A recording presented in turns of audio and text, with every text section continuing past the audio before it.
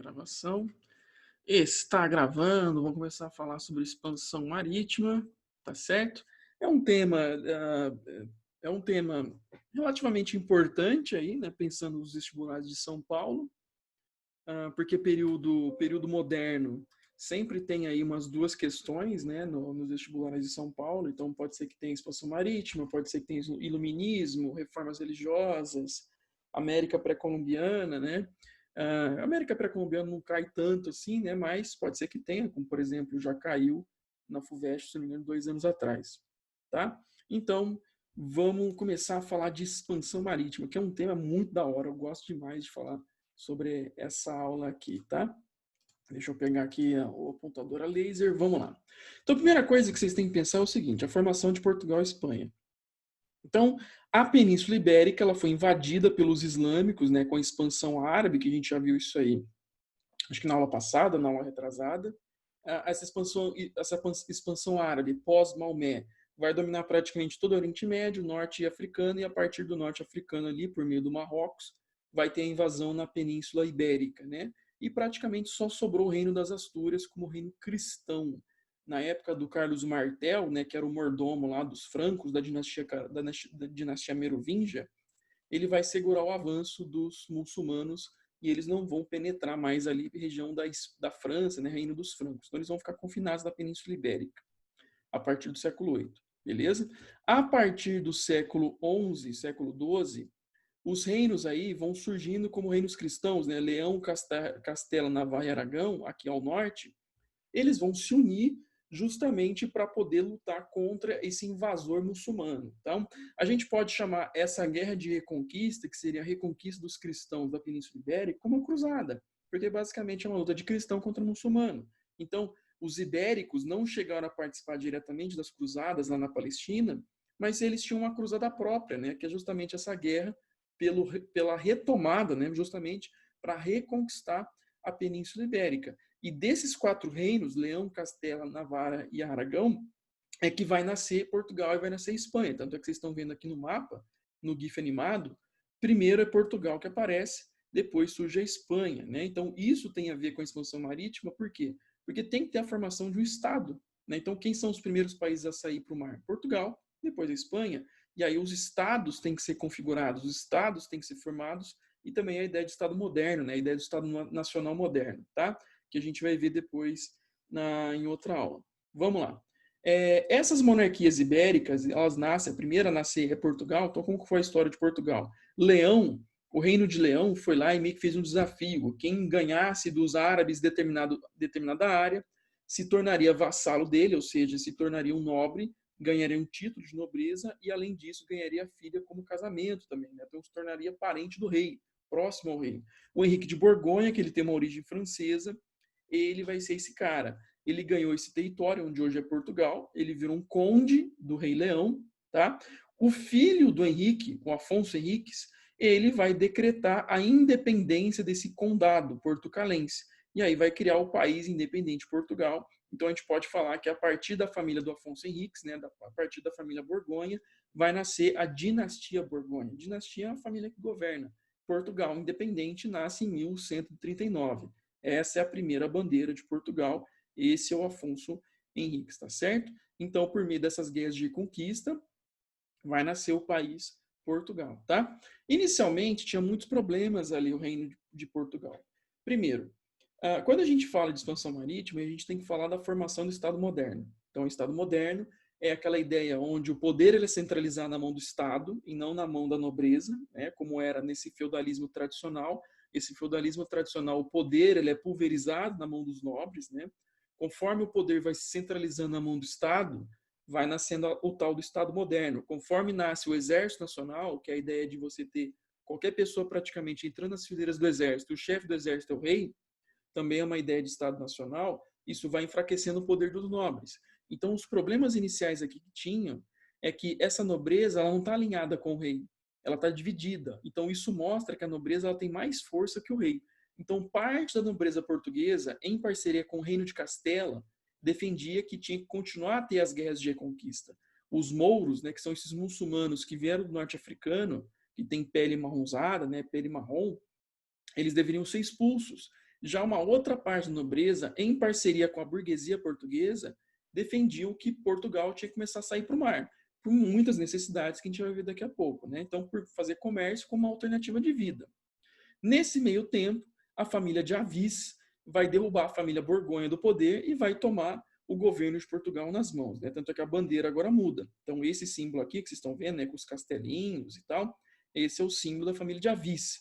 A cor verde e vermelha já é a época da República Portuguesa, lá do século XIX, né? Mas o símbolo aqui é o símbolo da família de Avis ao centro. Então, quando os Avis assumirem o poder, ali com a figura do Dom João I, a gente pode falar que nasce o tal do Estado moderno. E Portugal é o primeiro país da Europa a ter um Estado moderno configurado.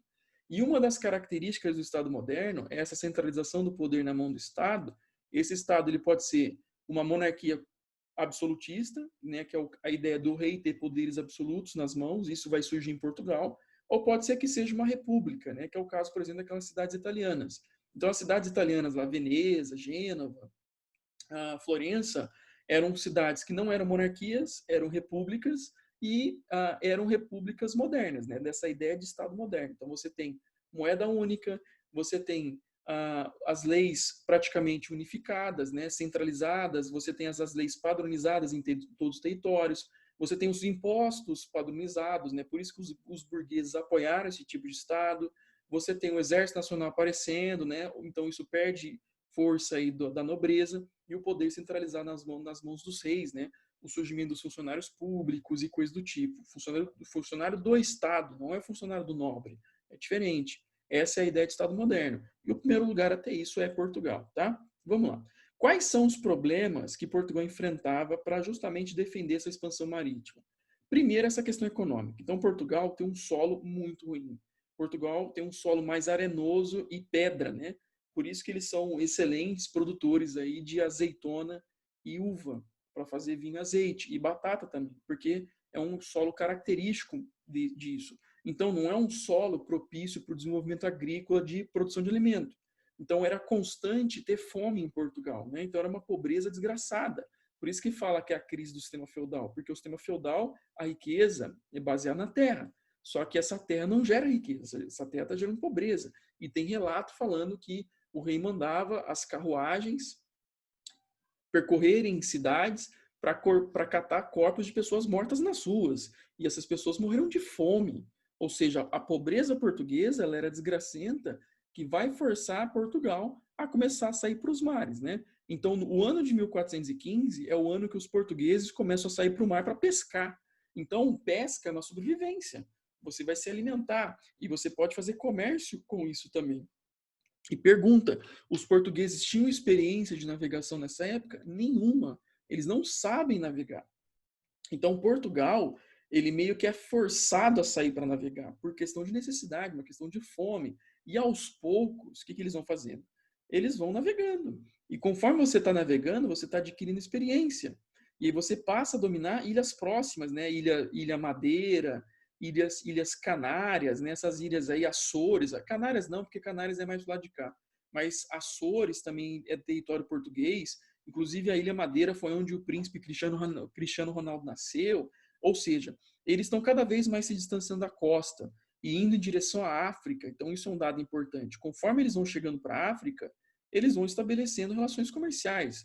E aí, conforme essas relações elas vão se estabelecendo, Portugal vai ganhando dinheiro com esse comércio do norte africano, né? Comércio de noz moscada, comércio de ouro, comércio de escravos, né? Começa a entrar essa lógica da escravidão, de que Portugal vai ampliar essa escravidão africana, que era uma escravidão de guerra, e pobremente comercial, mas tinha, né, comércio de escravo ali, eles vão transformar isso em um comércio muito maior. Inclusive, depois, quando vai ter a ideia da América, eles vão trazer esses escravos para cá, né? Essa questão da escravidão, essa questão da migração forçada, que a gente vai ver depois para frente, Portugal, ele meio que sai na frente, Portugal começa a fazer isso. E aí, nessas ilhas próximas a Portugal, Portugal começa a treinar, a plantar uma especiaria que é o açúcar, por meio da cana-de-açúcar. Então, quando os portugueses chegarem aqui ao Brasil e plantarem a cana-de-açúcar, eles já têm experiência nesse cultivo, né? Porque eles já estão cultivando aí praticamente desde os 1440, 1450, nessas ilhas aqui do Atlântico próximas a Portugal, né? Então Portugal está adquirindo experiência no mar. Quem que até então sabia navegar? Os italianos e os árabes. Praticamente só eles sabem navegar nessa região toda, né? Os árabes, porque já eles dominam essa região do Mediterrâneo já tem muito tempo, desde a época da expansão árabe lá do século VIII. Os italianos, porque tem a ver com as cruzadas, tem a ver com a quarta cruzada em diante, que é aquela cruzada de Veneza, né, que os italianos começam a fazer parcerias econômicas com os árabes. O mercado de especiarias, ele chega à Europa por meio dos italianos, tá? E lembra que na época da quarta cruzada, eles meteram fogo em Constantinopla, né, para tirar os bizantinos dessa jogada de comércio de longa distância, tá certo? Então é aí que as cidades italianas vão ganhar muito dinheiro, e aí você faz essa navegação Itália, norte-africano, Itália, região do Império Bizantino ali. Então eles sabiam navegar. Não à toa, por exemplo, Colombo, o Colombo era da cidade de Gênova. Gênova tinha uma tradição de navegação de séculos, né? Portugal não. Portugal está começando a navegar e meio que está aprendendo a navegar na mar. E olha só que legal. Você navegar nessa época é um ato de aventura pura. Por quê? Porque qual que era o conceito que eles tinham de mundo? Primeiro, o mundo são 3 continentes: Europa, Ásia e África. Só. O mundo é plano. Terra plana, né? Mas peraí, tem gente falando terra plana até hoje? Pois é, gente que parou na Idade Média, gente que parou no século XIV. Então, o mundo seria um grande plátano, né? Uma grande... plátano não é a palavra correta, né? Plátano é banana em espanhol, que é uma banana muito consumida ali no Equador. Mas seria uma plataforma mesmo, né? Sustentada por colunas, onde se você fosse navegando em linha reta, você chegava no fim do mundo e caía no precipício, e você poderia encontrar monstros, você poderia encontrar o inferno, né, o diabo, os capetas e coisas do tipo. Tudo isso é um imaginário medieval. Então essa ideia de terra plana, de encontrar o abismo, o paraíso perdido, né, as sereias, os monstros marinhos, tudo isso é um ideal medieval. Inclusive na idade antiga, lá os gregos falavam de sereias também. O Piratas do Caribe, o filme, é muito legal para entender a mentalidade dessas navegações, né? Então a questão de maldição que é o caso do primeiro filme, né? A maldição do Pérola Negra, né? Você ter aquelas riquezas amaldiçoadas, que é a maldição asteca, naquele caso ali do filme. Você ter contos de sereia, monstros marinhos gigantescos, né? O terceiro filme é o Fim do Mundo, né? Quando ele cai no fim do mundo, ele olha de baixo para cima como se estivesse invertido. Tudo isso é conceito medieval. A ideia da fonte da juventude também, né? Então, o Piratas do Caribe é legal para tentar entender esse imaginário da época, tá? Olha só a frase do Colombo: o mar traz para cada um de nós novas esperanças, assim como o sono traz sonhos. Ou seja, o mar é uma novidade. Ninguém navegou. Ou seja, tudo aquilo que você encontrar, a possibilidade é infinita. Ou seja, da mesma forma que você sonha, e você sonha com um monte de coisa que não é real, você pode encontrar essas coisas navegando. Porque isso é uma possibilidade. Quem já fez isso? Quais são os registros dessas viagens? Não existe, né? Não tem isso, né? Então é uma aventura desgracenta mesmo, uma aventura danada. É muito legal navegar nessa época aí, deve ser. E um perigo gigantesco, obviamente. E aí, quando nasce a tal da escola de Sagres, o rei Dom Henrique, ele que vai incentivar a criação de Sagres como uma escola que vai formar navegadores portugueses, né? Então, a partir dessa época, em torno de 1450, os portugueses estão fincando mesmo um pé importante na história da navegação mundial, de que eles se tornaram agora navegadores e eles podem formar novos navegadores. Então, aqui você tem uma parceria com uma burguesia que vai financiar isso, que vai financiar esses estudos, que vai financiar justamente essa ideia de você navegar para ter comércio, né, para ter dinheiro ali com o comércio africano, comércio de especiarias e coisas assim. E aí, conforme os portugueses eles adquirem experiência, eles também vão tendo contato com instrumentos náuticos, né, que é o caso do sextante, a bússola, o astrolábio, que são inventos dos árabes e dos chineses, né? A bússola é invenção chinesa, o sextante e o astrolábio é invenção árabe. E esses instrumentos, inclusive, chegaram à Europa também por meio das cruzadas. Assim como por meio das cruzadas chegaram os conhecimentos da medicina, da matemática, da física, né? Da filosofia, por exemplo, a filosofia do Aristóteles, que não era conhecido pelos europeus, mas os árabes conheciam. Ou seja, a cruzada ela vai permitir aos europeus um novo conhecimento de muita coisa, de navegação, medicina, ciências em geral. Tá? Todo navegador, além de ser um cara que tem que saber de mapa, tem que saber de astronomia, ele também tem que ter conhecimento aí de cartografia, conhecimento de botânica, conhecimento de zoologia, porque ele vai ter que narrar, ele vai ter que descrever as coisas que ele está vendo. Então, o navegador, ele é um intelectual, ele é formado enquanto intelectual. E nessa época também a gente tem que lembrar que está rolando o Renascimento na Itália. Ou seja, o conhecimento dos gregos, dos romanos, também vai ser muito útil às navegações.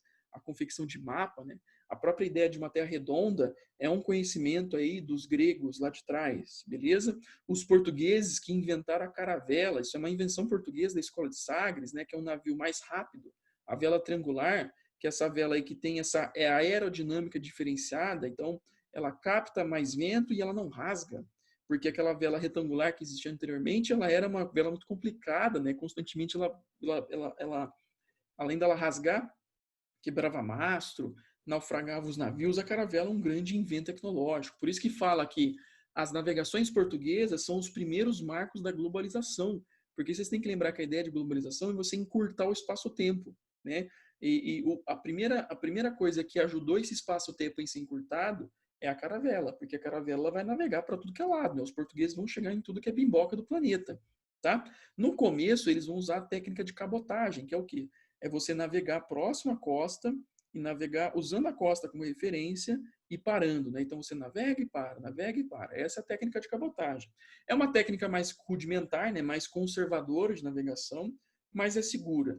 Ela é mais segura porque você usa a costa como referência e navega sempre próximo e vai parando, tá certo? Conforme os portugueses vão navegando ao longo da costa africana, eles vão estabelecendo entrepostos comerciais, né? Aqui é a região de Ceuta, e aí, ao longo também da costa africana, eles vão desenvolvendo entrepostos comerciais, comércio de ouro, comércio de especiarias, né, noz moscada, marfim, escravos, né, que eu já mencionei para vocês. Por isso que essa área aqui, ó, é a área mais bem desenhada, porque é a área que eles tinham mais conhecimento. Esse mapa aqui é de mais ou menos 1496, 1497, por aí, tá? Vamos lá. E aí vem a ideia dos portugueses chegarem às Índias. Chegar às Índias por uma nova rota, porque a rota até então, que é a rota do Mediterrâneo, você não pode navegar ali por duas questões. Primeiro, os árabes e os italianos não vão deixar. Se você passar perto da Itália, os italianos vão te bombardear, tá? Então essa rota não pode ser usada. Segunda questão, quando Constantinopla é tomada pelo Império Turco, esse comércio de longa distância de especiarias ele é interrompido por um tempo. Né? Guerra prejudica o comércio, basicamente é isso. Né? Lembrando que as especiarias, noz moscada, sal, gengibre, pimenta, açúcar, café, tudo isso é especiaria. Além de tecidos também que eram comercializados, então é um comércio muito caro. E as especiarias elas eram usadas não só para tempero de alimento, mas elas também elas eram usadas como poções, ou mágicas, ou também elixires. Né? Por exemplo, você colocar a especiaria no vinho para te curar de determinadas doenças, né? Então tem esse caráter medicinal das especiarias, assim como também tinha um caráter mágico, né? Um caráter de riqueza. Quem consumia especiaria é quem tinha dinheiro, né? Então é um fator de distinção social. Essas especiarias que elas eram produzidas nas Índias. As Índias eram as regiões onde hoje a Índia é a China, basicamente, tá? Então, você tem que ter uma nova rota de navegação. Então, a ideia é usar o tal do périplo africano, usar a costa africana, para poder chegar à Índia. Só que você tem que ir navegando e conhecendo o lugar, né? E essa região aqui de baixo, você tem aqui o Atlântico e você tem o Índico, ou seja, você tem áreas onde os oceanos se encontram e também tem a questão das correntes marítimas, a questão dos ventos, né? Então, uma área extremamente difícil de ser navegada. Por isso que essa região sul aqui era chamada de Cabo das Tormentas, onde o Bartolomeu Dias ele consegue cruzar esse cabo, tá? Vamos lá.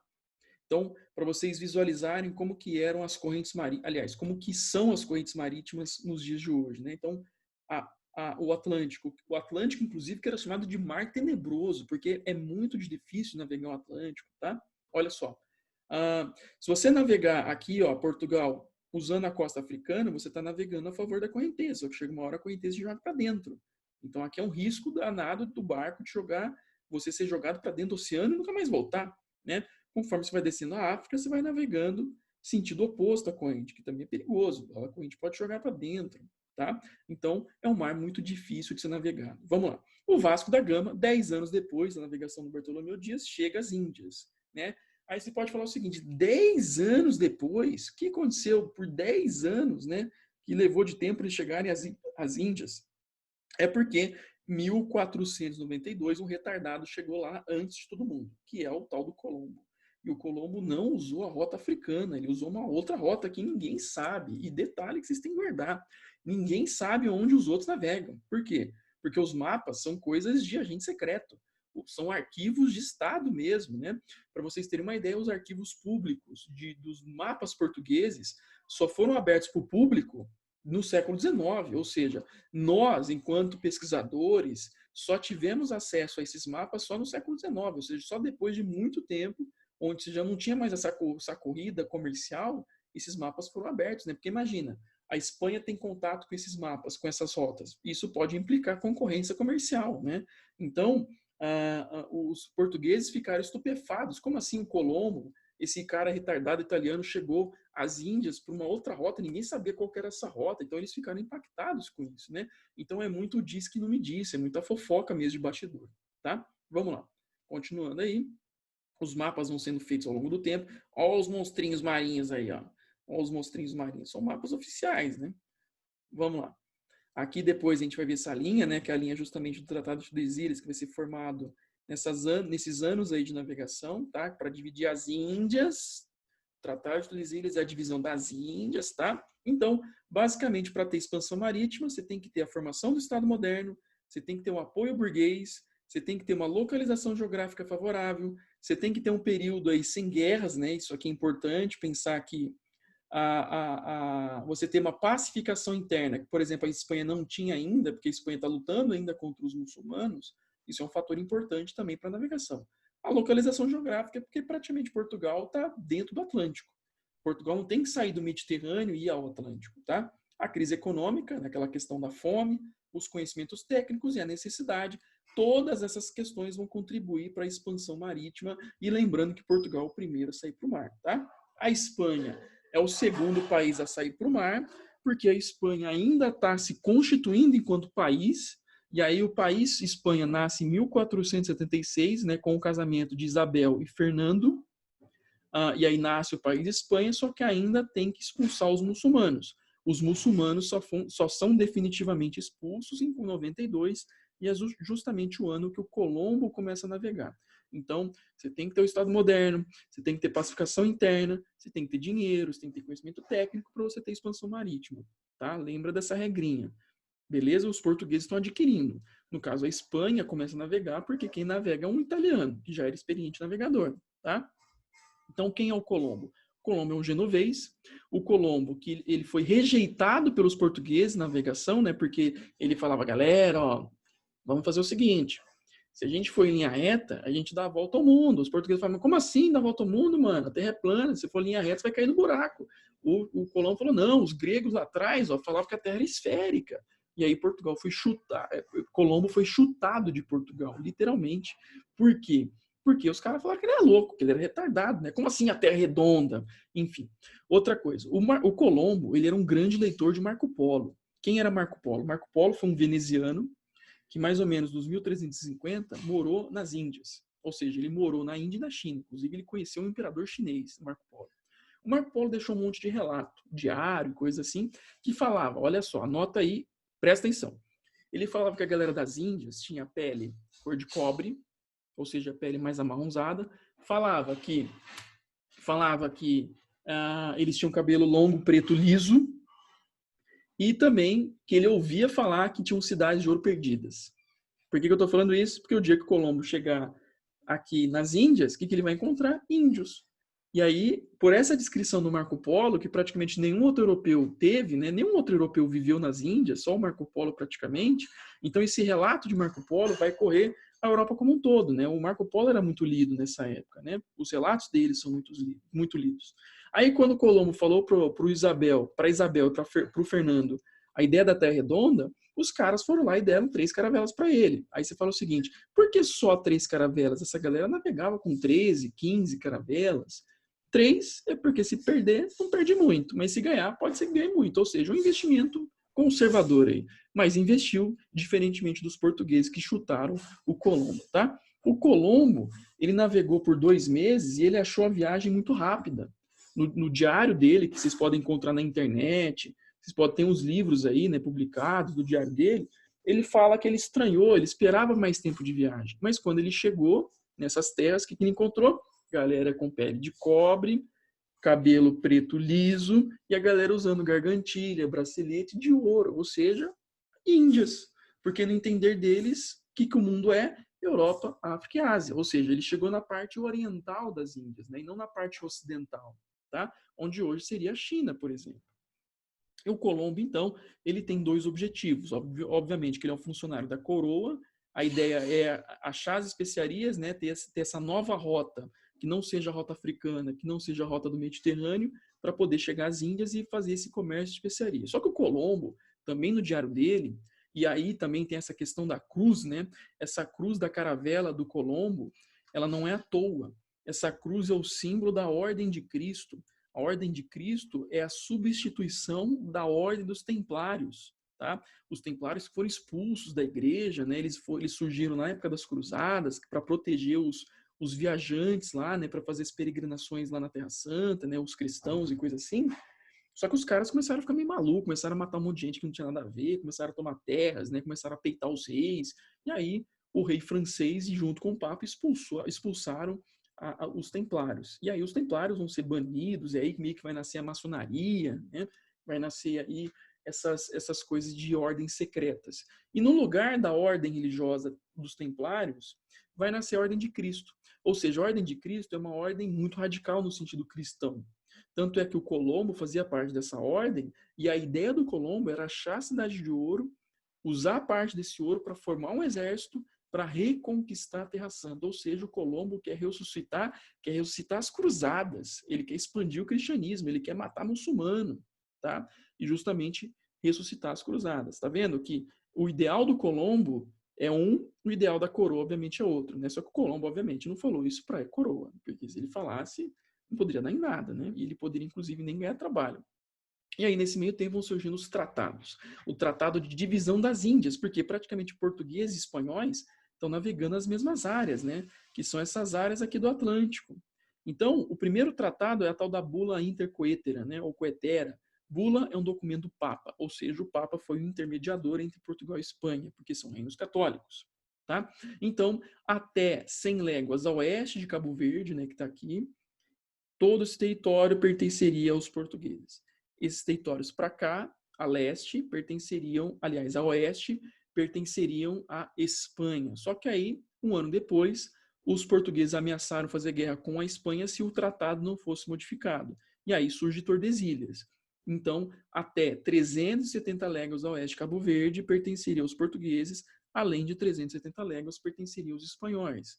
Aí você fala o seguinte, por que eles ameaçaram ter guerra e fazer o tratado? Porque Portugal meio que desconfiava que tinha terras, entendeu? São desconfianças. Lembra que o Colombo navegou em 92, tudo bem? Então é aquele que diz que não me diz, são as fofocas, né? Então eles suspeitam que pode ser que tenha mais terras para cá, tá?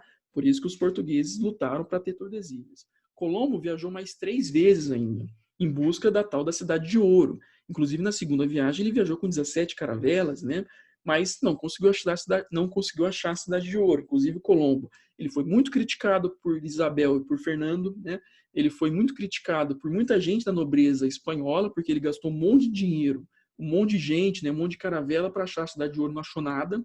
Então, meio que Colombo morre na desgraça, porque Colombo morreu muito criticado, tá? Porque foi muito dinheiro gasto para não encontrar a Cidade de Ouro. Só que a glória, né, de ter chegado a um lugar onde os europeus não tinham chegado, só vai vir muito tempo depois, tá certo? Claro que isso que eu estou falando para vocês é um ponto de vista europeu, então é uma visão eurocêntrica, beleza? Mas aí o Colombo, por exemplo, já começa a ouvir falar de outro mar.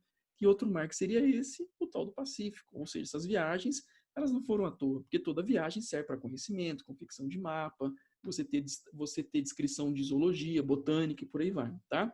Vamos lá. O Cabral, ele era inexperiente quando ele navegou, apesar dele já ter viajado com o Vasco, lá quando o Vasco chegou às Índias ali em 1498, tá? Mas ele, como chefe de esquadra, ele era inexperiente. Ele só tinha 32 anos, nunca tinha comandado nada, mas ele navegou com 13 caravelas. Então, um número considerável, 1.500 homens, né? E aí, no dia 22 de abril de 1500, ele chegou lá em Porto Seguro, aquele lugar do pecado que vocês vão cometer aí todo ano quando tem a formatura de escola. Tá? E lá, uma das caravelas volta para Portugal levando a famosa carta de Pero Vaz de Caminha, onde ele faz a descrição dos índios, né? Ele fala que são pessoas legais, são pessoas bondosas, pessoas, inclusive, que ficavam peladas, pessoas que não tinham noção de pecado, ou seja, tudo isso é uma visão etnocêntrica, é uma visão de você olhar para o outro com os teus olhos, né, com a tua cultura, e falava que esses povos poderiam ser grandes adeptos do cristianismo, por exemplo, né? E aí, 3 teorias para explicar como que o Cabral chegou aqui nessas bandas, como que o Cabral chegou aqui. Olha só, A primeira teoria, aliás, as duas primeiras teorias eu tenho certeza que vocês conhecem. A teoria de que, ó, ele veio com 13 caravelas, então ele veio para tomar posse. Não é um número baixo de gente, é um número alto. Então eles já vieram para cá achando que aqui tinha terras mesmo, né? Porque diziam que o tal do Duarte Coelho, que foi um outro viajante, ou Duarte Pacheco, né? Duarte Pacheco, o nome dele, ele teria sido um cara que viajou nesses lugares, falou para o reino português, então o reino português mandou o Cabral com 13 caravelas para dominar essa área, ou seja, a ideia do pré-conhecimento, por isso que eles vieram para tomar posse. A segunda tese é a tese de que o Colombo, ou aliás, de que o Cabral, ele veio para cá como erro, um acidente. As correntes marítimas, os ventos jogaram ele para cá e aí chegou ao Brasil. A terceira hipótese, ela é mais recente. Ela é uma hipótese que surgiu por meio de um almirante brasileiro, né? Ou seja, um cara extremamente experiente em navegação. O almirante é o cargo máximo da Marinha. Esse cara, né, que é o tal do Max Justo Guedes, ele é, além de almirante, ele é também historiador de formação. Ele fez o doutorado dele em Portugal e coisa assim. Ele se especializou em cartografia portuguesa, né, navegação portuguesa. Aí ele produziu um livro chato para burro para ler, é um livro muito técnico, onde ele vai pegar a carta náutica de Cabral e tentar entendê-la, né? O que ele percebeu? Olha só aqui no mapa agora. Amarelinho é a navegação do Bartolomeu Dias. A técnica de cabotagem, cruzou o Cabo das Tormentas, voltou para Portugal. Verde é o Vasco. Tá vendo? O Vasco abre mais a rota. Em determinado momento ele é jogado mais para dentro do mar, porque aqui tem aquela corrente marítima que faz esse sentido, tá? Aí ele consegue corrigir a rota, volta mais perto da África e de repente é jogado para dentro do mar de novo, porque aqui tem a outra corrente. Aí depois ele corrige a rota e vai, né? Ou seja, ele abriu mais a rota, ele sabia o lugar. O Cabral viajou com ele. Então o Cabral sabia da rota. O Max Justo Guedes percebeu que no diário de bordo, tem alguns dias faltando. Ele fez o cálculo de tempo e percebeu que tinha alguns dias de relato faltando, né? Então ele ficou meio equivocado. Outra coisa, ele percebeu essa questão da angulatura da viagem. Olha só, o Cabral abre muito mais a rota, tá? Então você tem uma abertura maior da rota, você tem dias do diário que não são registrados, e além disso também existiu o tal do piloto anônimo, né, que é um documento escrito em latim, que ninguém sabe até hoje quem escreveu, que falava de navegações nessas áreas, né, de possibilidades de terras nessas áreas aí. Então nasceu qual a ideia? De que o Cabral, possivelmente, ele ouviu falar que tem terras ao norte, nesses lugares, né? Lembrando que o Colombo, ninguém sabe onde ele chegou, tá? Mas o Cabral teria ouvido falar que tem terras ao norte, então o que ele pensou? Será que não tem terras para baixo? Será que não tem terras ao sul? Por isso que ele abriu a rota. Por isso que ele pediu para o escrivão não registrar esses dias, porque são dias a mais. E dias a mais de viagem é gasto a mais, né? Então o rei poderia dar um pito aí no Cabral. Vocês entenderam essa terceira hipótese? Essa terceira tese é uma hipótese, ou seja, o Cabral testou uma ideia. E justamente ele abriu mais a rota, não registrou esses dias, justamente para ver se tinha terras aqui. Então ele arriscou, tá? Tanto é que ele continua a viagem. Ele continua a viagem. Então essa área seria a parte oriental das Índias. Essa área aqui seria a parte ocidental das Índias. Lembra que tem um relato lá do Marco Polo que todo mundo era fã, tá? E aí esse monumento está lá em Portugal, está lá em Lisboa, se vocês quiserem ver, né, que é uma homenagem ao Dom Henrique em 2000, né, que foi 500 anos das viagens, né, no dia 22 de abril de 1500, teve aí a homenagem a, não lembro se foi exatamente abril, mas teve essa festa, né, onde todos os países de língua portuguesa foram lá em Lisboa participar dessa questão relacionada às expansões marítimas portuguesas, né? Esse é um monumento gigantesco, está o professor lindo, maravilhoso de vocês lá na frente disso, em Lisboa, né? Na frente disso tem uma Rosa dos Ventos, né, com o mapa mundi, com todos os lugares que os portugueses chegaram, com as datas. E é impressionante, os portugueses chegaram em tudo que era bimboca do mundo. Por isso que fala português na Índia, na China, no Japão, fala português lá até hoje, né? Timor-Leste, regiões africanas, né? Por isso que também tem catolicismo, porque os monges, né, os padres, viajavam junto às embarcações justamente para difundir a fé evangélica, a fé católica. Tá? Alguns textos que geralmente caem em vestibular sobre expansão marítima. O Fernando Pessoa, falando aquela coisa, né, da aventura, da viagem, mas ao mesmo tempo é um risco, né? Tudo vale a pena se a alma não é pequena. Também o texto do Camões. O Camões que escreveu nessas épocas aí, né? Inclusive o Camões faz parte da língua moderna portuguesa, tá? Aí a musiquinha depois que eu vou gravar para vocês. E aí só para a gente terminar rapidinho aqui a gravação, né, que já está terminando. Muitos outros navegadores existiram, né? Os Pison, que chegaram aí no braço do Amazonas, eles acharam que tinham chegado no paraíso, né? O Jardim do Éden, porque Você tem na descrição do Gênesis um quarto rio, que é além do Tigre, Eufrates e o Nilo, você tem um rio espiritual, onde ele achava que era o Amazonas, porque a menor margem do Amazonas tem 8 quilômetros. Você olha para o outro lado do rio, você não vê o outro lado do rio. É gigantesco, é enorme. Não existe nenhum mar, não existe nenhum rio no planeta que tenha a dimensão do Amazonas, né? Os índios andando pelado, então essa ideia de pureza. O Ponce de León, né, que viajou em busca da fonte da juventude na Flórida, inclusive ele aparece no começo do quarto filme dos Piratas do Caribe, ele é citado, aparece só a caveirinha dele ali. O Vasco Balboa, ele encontrou o Pacífico, ele se embreou no meio do mato por um mês com indígenas, porque eles falavam de outro mar. Aí o Vasco foi lá atrás desse outro mar e descobriu o Pacífico. Ou seja, as muitas navegações, elas foram importantes justamente para gerar conhecimento, fazer mapa, você faz destaque aí da natureza, né, das populações, e também isso serve possivelmente para a colonização futura, tá? Vamos lá. O Américo Vespucci, que é o cara que navegou desde a Flórida até São Paulo, e aí ele fez um texto geográfico, ou seja, uma teoria de geografia, falando que isso aí não é a Ásia. Ele falou que pela geografia, a geografia é diferente desse lugar, então ele vai falar que isso é um mundo novo. Os europeus, obviamente, não aceitaram isso, né? Os europeus, por mais de 70 anos, mais ou menos, eles achavam que aqui eram as Índias mesmo. Eles não achavam que aqui era uma nova terra. Por isso que esse lugar vai ser chamado de América, em homenagem a Américo Vespúcio, que criou a ideia de que aqui é um novo continente. Lembrando que agora, então, tem Europa, África, Ásia e talvez aí América, né? E isso os europeus demoraram por quase 70 anos para aceitar. Olha só a doideira, né? Vamos lá, a frase do Américo Vespúcio, né, a ideia de paraíso, né, o choque do encontro. O Fernão Magalhães é o nosso último navegador, que ele é o cara que quer achar uma passagem para o lado de lá. Né? Então, eles vão navegando da costa, o Fernão Magalhães ele vai navegar o extremo sul para encontrar essa passagem, encontrou, que é o tal do Estreito de Magalhães, em homenagem a ele. Né? E a ideia dele também é dar a volta ao mundo, em linha reta. Quando ele chega na região das Filipinas, ele levou uma frechada e morreu. A tripulação dele continuou a viagem. 3 anos depois, ele volta para Portugal. Aliás, ele volta para a Espanha, né? Que ele é português navegando a mando da Espanha. E aí comprovou qual teoria? Teoria do Colombo de que a Terra é redonda, tá? A ideia de você navegar em linha reta. Só que ele quer achar uma passagem, achou a passagem, passou para o outro lado e continuou a viagem, né? Teoria da Terra redonda.